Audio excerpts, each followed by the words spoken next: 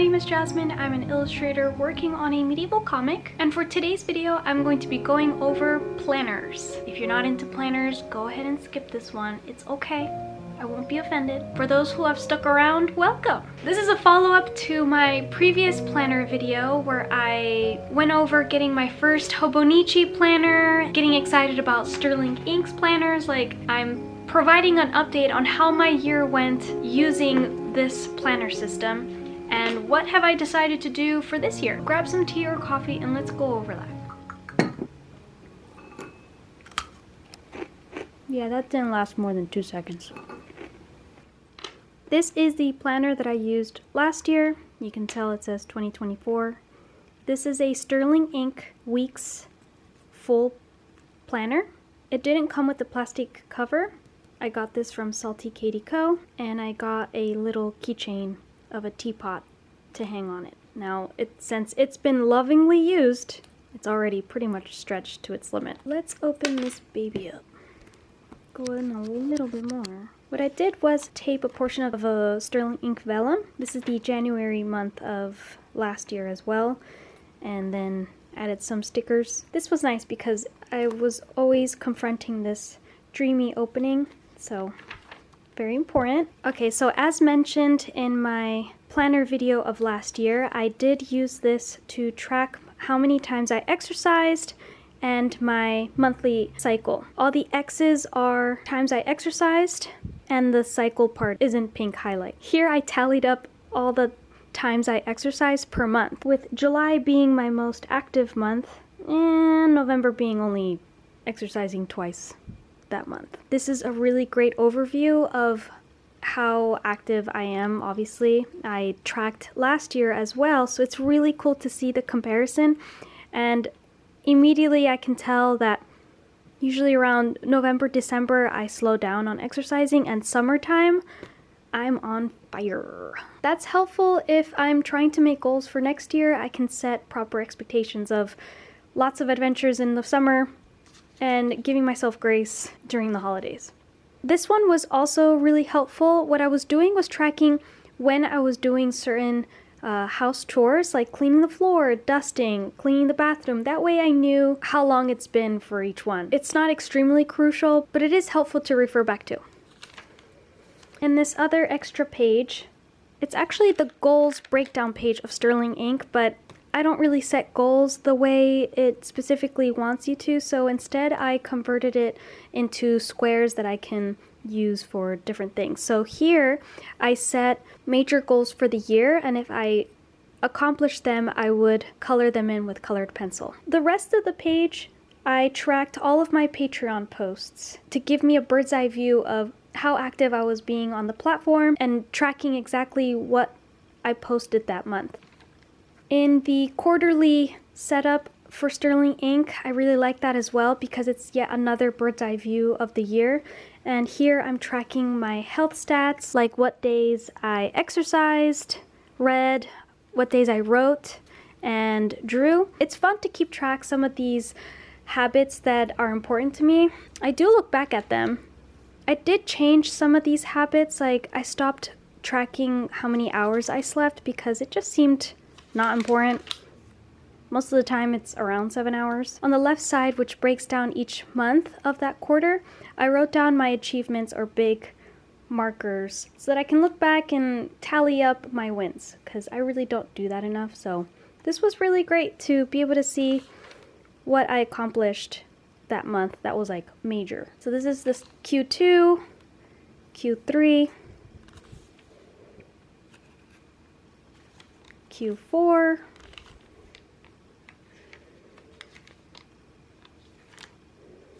this is my reading tracker. I sketched out the cover and colored it with colored pencils, so it's pretty fun to see what I read. Some of these are not legible, but because I read the book, I recognize the cover. And here's the monthly section. So what I was tracking, what days I worked my day job and posted on YouTube, as well as exercised. Some months I did track when I wrote, but I kind of stopped writing that much, so I didn't February, I was trying to do a task list of that month on the left side, divided by financial tasks, life tasks, and then my art tasks. These are comic pages for me to draw. And it looks like I kept doing that in March. Here's April. Yeah, by April, I stopped doing the task list because I was already doing them on the weekly pages as well as my monthly pages in the back. So it just seemed a little bit redundant to rewrite the same task list here. So I stopped. For exercise, I also stopped doing the little stamp of a running shoe and started crossing it out in red. Maybe because it's just more satisfying to cross it in red like that every time I exercise, so I did switch to that. And it looks like here is when I started to use the left side for online orders, to be able to track that things got received. This is September. If you're wondering what stickers these are all from Sterling Ink here. I was subscribed to their monthly packages, so I was pretty much doing every month the same. And in November, I did try to write, so every day that I had a writing session, I would put down this typewriter sticker, but it wasn't as successful as I had hoped because there's no more NaNoWriMo. It's been canceled, so I don't have something to force me to write, so that was pretty much the most I did with those typewriter stickers.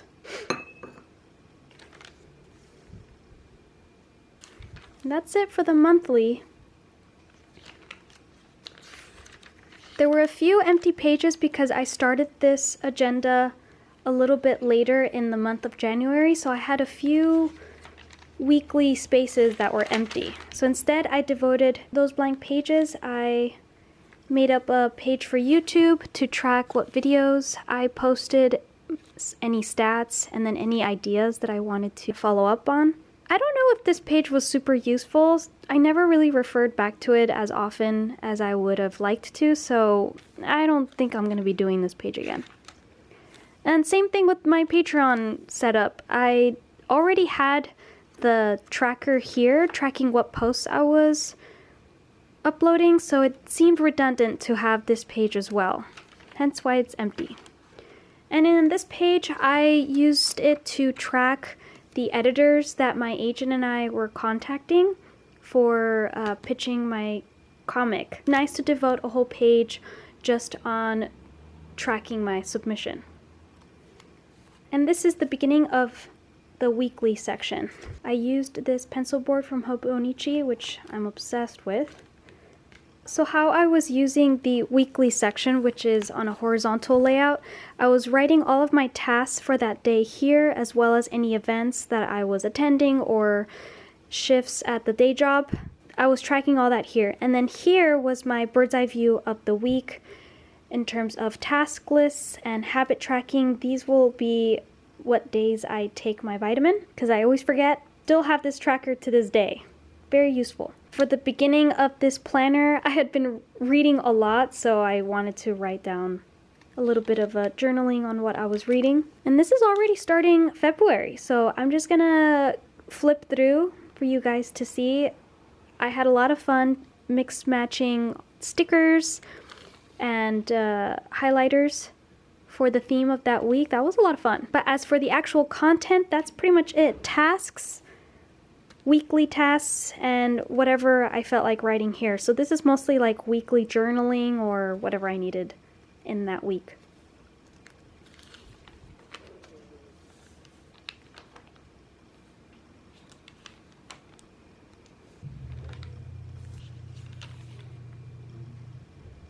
This was the week that I signed with my agent, so I did put some sparkly stickers to celebrate.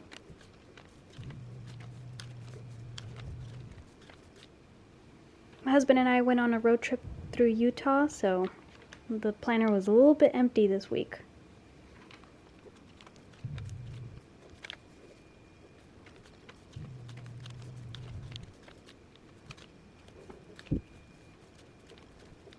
This is totally empty because we were already traveling in Japan. So not much to write here. Clearly having way too much fun. And then returned back to reality.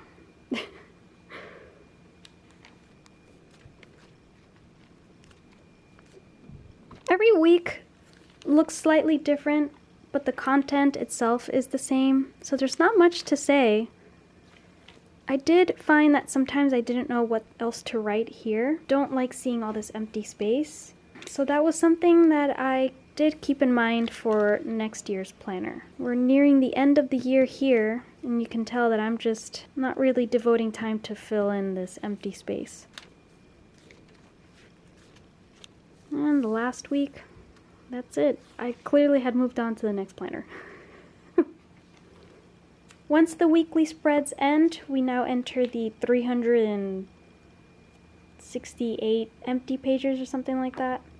I started it with a reading log to write down, obviously, what books I read. And this was before I decided to have a visual tracker of my books. I preferred this one. This one was way more fun. Not crazy about this spread. And here we start with the journaling / memory keeping section of the planner. What I would do was make a dashboard of the month and list all of my highlights for that month. I have really bad memory, so this was helpful in keeping track of what I did that month. To be able to really quickly see a list of things that I've done is important. So I will do a flip through of that. Obviously I'm gonna have to blur it, but at least you can see all the fun stickers and the designs behind it. And I'll try to go fast, so not to bore you. As for the actual writing, I have a bunch of Ferris wheel press ink pens and inks. So it was fun to pick my ink for the day and use it. This paper is so nice to use that it's really a lovely experience to write with real ink on it.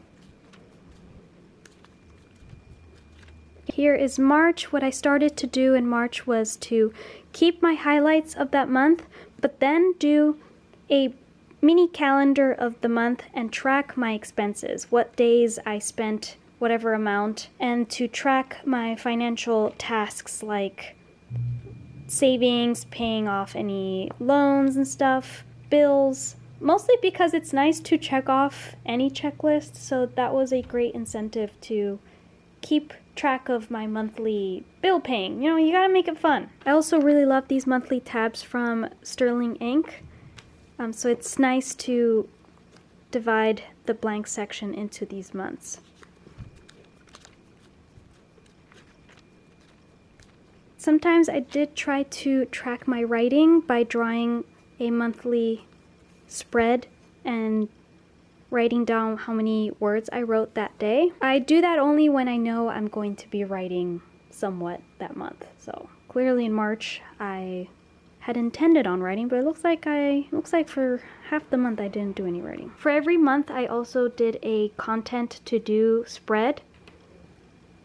And here we are with April. This was when I began to be subscribed to Sterling Ink's monthly subscription, so they would send you a vellum of that month. So I started to tape them into my monthly dashboards. My financial tracker, a writing tracker, and then also my content to do. This was totally working. Oh, I remember this. This was a beautiful sunset rainbow that I saw outside our window, and I had to draw it because it was a pretty special sight. Now, my drawing does not do that experience any justice, but at least I remember it just from having drawn it, so it's doing what it's supposed to do.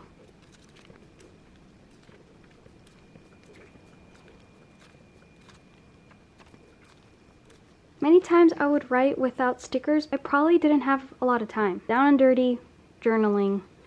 But I do enjoy putting stickers down, so I would try to devote a little bit of time doing that. But I can tell that in April, I was very busy.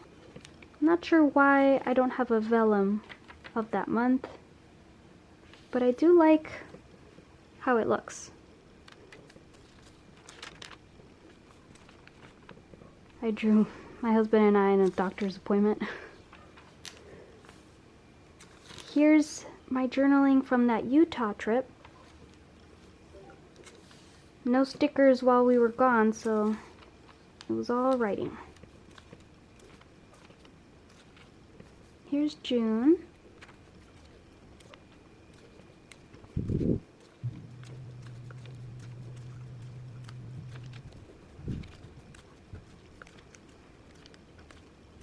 It was around this time that I started to use this blank section for notes as well. It's probably because I realized, shoot, I still have like 200 pages to fill in before the end of the year, and it's already July. So I started to care less about what exactly I wrote in here. It is good to know that I had plenty of pages for that. Okay, my battery just died, so I had to switch it. I love this because I was definitely working on my medieval font. And this was a backpacking trip that I did in the Sierras. I had reserved these pages to journal about how it went, and I completely gave up on that. And we're in August.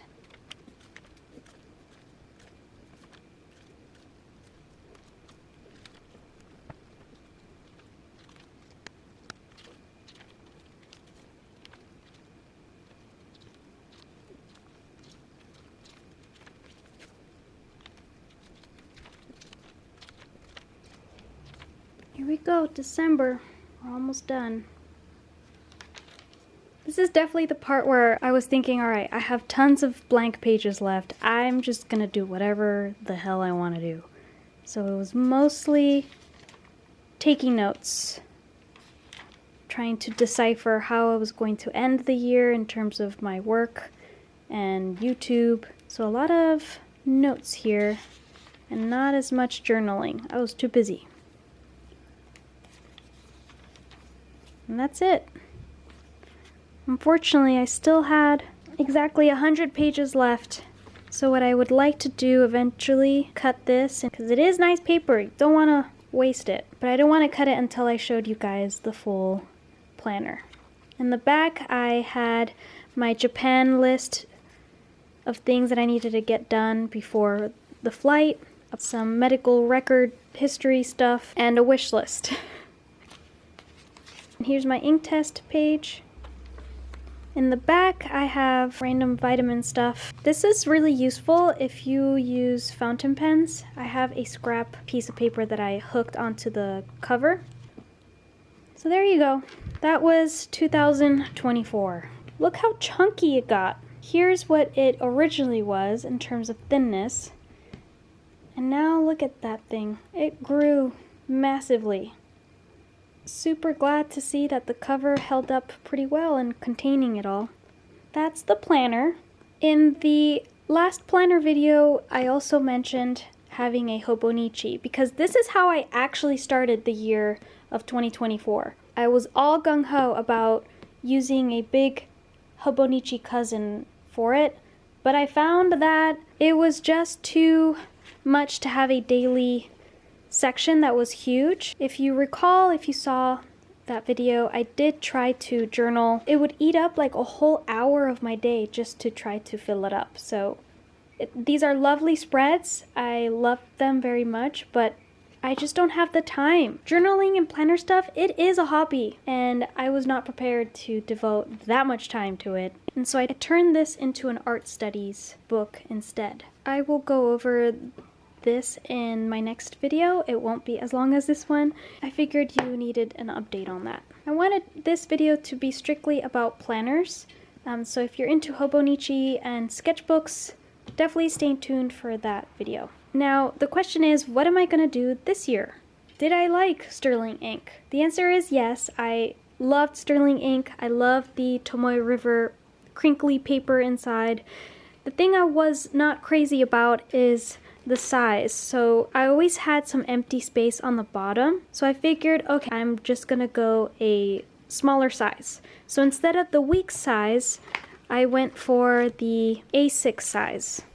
Let me take it out of here. This one. And instead of journaling, I went for the compact size. So there's only like 100 pages in the back for extra blank work. Basically, what I'm saying is I greatly reduced my time working on my planner. This took time. It's an amazing little booklet that it has recorded my year. At the end of the day, though, I have more important things to do, unfortunately, so this just isn't gonna work. This is the size I went for instead, and I changed the layout.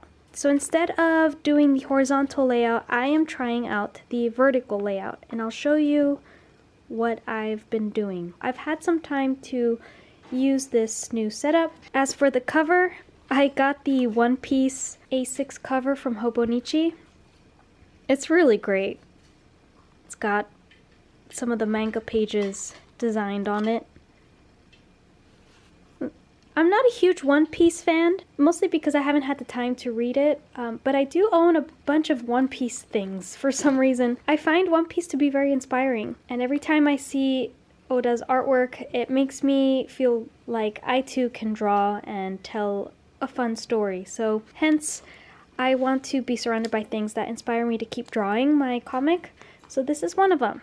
Once we open it, I have my dashboard on the side where I have my business card for girl night and some stickers that I use pretty often. What I've been doing is putting post-it notes of shopping lists for groceries or like home stuff. Very useful. I have not put a vellum cover. I really should, but I completely forgot. Let's zoom in a bit more because this is a smaller book. I am doing the exact same thing as last year, having a health tracker. For 2024, I just made a photocopy because it's fun to compare, but it's basically the exact same thing. I haven't figured out what to do with this blank section, and that's okay. For this section, I'm doing the same thing with the goals. When I reach the goal, I'm going to color it with colored pencil. And some of these goals are life goals, life stuff goals, like getting new glasses, which actually I can color that in. I just got my new prescription and ordered my new glasses, so as soon as I get them in the mail, I'll be able to color that in. This spread is the same as this spread of house chores. What I'm doing is I'm using Sterling Ink's Year at a Glance setup, and I'm coloring in a block of that day to signal what chore was done that day. So I still have cleaning bathrooms, cleaning floor, air filters replaced. So things that you do want to keep track of, but at a year's glance. So this, but that. And it's a tip-in, so I do have the rest of the year here, and this is my legend, just so I can translate what the heck those are. Like the other planner, this is the quarterly. I'm doing the exact same thing and tracking my habits. Currently, I'm tracking the days that I exercise, the days I take my vitamin, days I drink alcohol. The black squares are the days I drink a whole Stanley, which is the 30-ounce Stanley, not the 40, but still. I want it to be a habit that I want to accomplish every day, just to stay hydrated. I'm also tracking days that I read and the days that I cook. That's a new tracker. I want to see what days I actually cook a meal, because I would like to do more cooking. Not too bad. I pretty much cook like 2 or 3 times a week. Or not. What am I kidding? And because we're barely in February, a lot of this is empty. But these, I've already prepared what these will look like per quarter. This is my reading log. I actually need to update it because I've already finished one book. So I need to draw it in. Here's January. I'm listing online orders and important monthly tasks. I think that's pretty reasonable. And I'm still crossing out the exercise for the day, as well as days I have to work at the day job.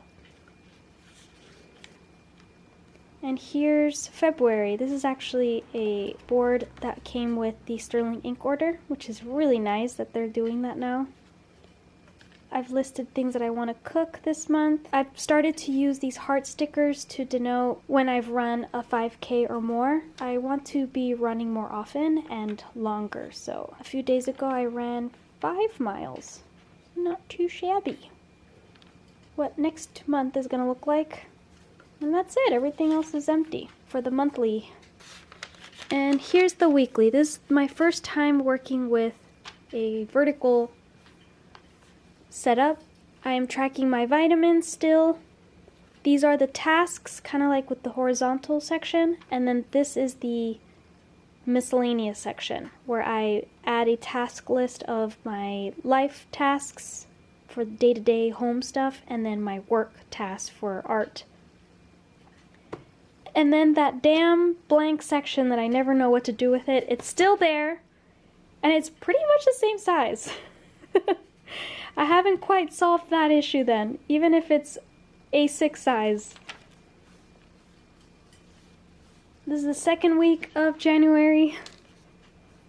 I'm not trying to get too complicated with the format and the themes and stickers and stuff. I'm trying to be more minimalist because of time constraints. So I've been doing pretty good of not too overboard with the decorations.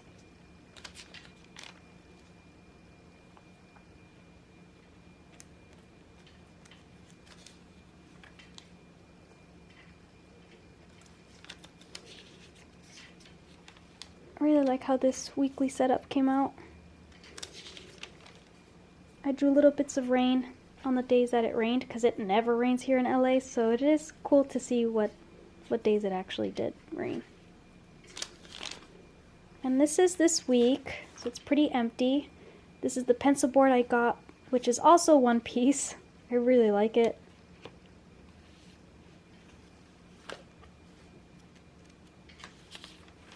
And there you go, empty. So the back, the blank section, because I'm not journaling anymore as much. I mean, I am journaling, but in this book now, which is also a sterling ink notebook, I'm not constrained to have to fill it in 1 year, so I journal whenever I feel like it. There's no pressure. So for the back, what I've decided to do instead, to devote it to be more of a commonplace section where I write notes of whatever I'm working on and also my content of what I need to do for art stuff. Here's a vellum tip-in from Sterling Ink. I really liked how I tracked all of my Patreon posts before. It was very helpful to see bird's eye view of every month's posts. I did the same thing here. I also added a calendar where I'm tracking what days I completed drawing a page and what days I posted a YouTube video. So this information now added on top of my Patreon posts is super helpful for me to see what months were more active, and also just looking back to be proud of the work that I do, because many times I don't take a step back and appreciate what I do, so that's important. I'm not sure what I'm gonna do here yet, but something will be done. I'm sure of it. Here's my new YouTube section. As you may recall, I had done this last year, but it was like almost there, but not quite useful. Instead of tracking stats, what I want to track is what videos I actually do and to make sure that I'm doing the videos that I would like to do, if that makes sense. Here's just a grid where I'm writing in the videos that I've started, and when I post them, I color them in. And depending on what type of video they are, then I'll do a different color. That way, by the end of the year, I'll be able to see, again, bird's eye view of the distribution of the content that I've done. And then here's a list of actual videos that I would like to make and coloring them in as a checklist. If they're half colored in, it means that I'm started working on it, but I'm not quite done. This is exactly what I need in terms of viewing my YouTube channel. So here's a spread that I had started on my Hobonichi. It was a quarterly goals page. So I transferred that here. These are going to be the major goals that I want to achieve per quarter. Now, quarter 3 and 4 are pretty much empty because I don't really know how much I'm going to accomplish here in order to move them over here. But for now, I do have a clear idea of what I want to accomplish for the first quarter. I was actually thinking of making it into a Kanban board so that I have my post-it notes and move them per quarter if I didn't know when I would complete everything. So like I can't complete chapter 5 until chapter 4 is completed. So if I, for some reason, am delayed and I actually finish chapter 4 in the 3rd quarter, then I won't be able to thumbnail chapter 5 until the 4th quarter, if that makes sense. So that's why I didn't quite commit in writing this down on paper, but it's something I have in mind, so that's why it's in a post-it note that I can move around. I think this spread is very, very useful to have the largest bird's eye view of your goals. If you find putting goals down per month stressful, try to do it in a quarterly view like this, where you can see the whole year. So here's my new submission dashboard. This is last year's. Really nothing more to say. I've left this blank to write any notes that I might write if I have a meeting with my agent soon. That'll be where I write it. I put one more vellum tip in to separate my trackers with my commonplace note, whatever, dump. For January, here's what I did to keep track of what I needed to do that month in terms of YouTube and also the comic. I was really focused on finishing chapter 3, so this is mostly checklists for drawing the last pages and editing, as well as I was filming that whole time too, so I needed to keep track of what portions were going to be for what video, which actually transferred into February. I finished chapter 3 at the beginning of February. I'm liking writing this calendar and jotting down what things I was working on for how many days. So this is more of a tracker to record what I was working on instead of goals, because some of this work I can't really tell how long it's going to take. So instead, I'm just writing down how long they took me to do. And here's my task list that I'm still working on for February. I have a lot of videos I need to go through and edit, which is not really something you can write down. It's just a matter of doing them. So that's why my list is a little bit short for February. This was a page that I used to edit all of chapter 3 once I finished it. Explain it better on my vlog that will cover this portion. And I obviously spilled some kind of sauce on my paper. That's it. The last thing I wrote here so far is thumbnailing the interior cover for chapter 4. So I've already started thumbnailing. So that's what I'm going to be focusing on in here. Attached to my planner is a finance tracker. Every month on my dashboard in my old planner, I would draw the calendar and track my spending for that month. So instead of drawing it every month, I decided to get this cute little cheap calendar from Daiso.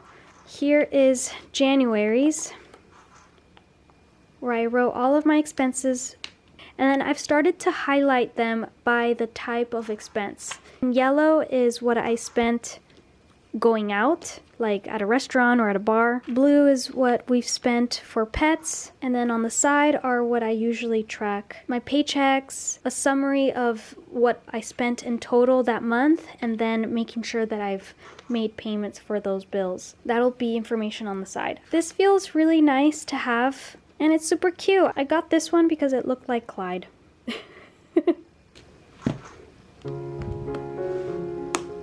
So there you go. I hope that was interesting. Looking into people's planners is very much like exploring their house. It is a little bit voyeuristic and I love it. I hope you learned a little bit about me, and perhaps even it might inspire you to try some of these sticker setups or systems for yourself. I've added links on the description of where I've got all the things that I've mentioned. Let me know what planners you use, what's worked for you. If you have any questions on planner systems, maybe you're considering getting one but you're a little intimidated by it, totally understandable. But that's it. It's this little thing. We'll see how I fare this year with it. Thank you for watching. We shall return to our regular scheduled content in the next video.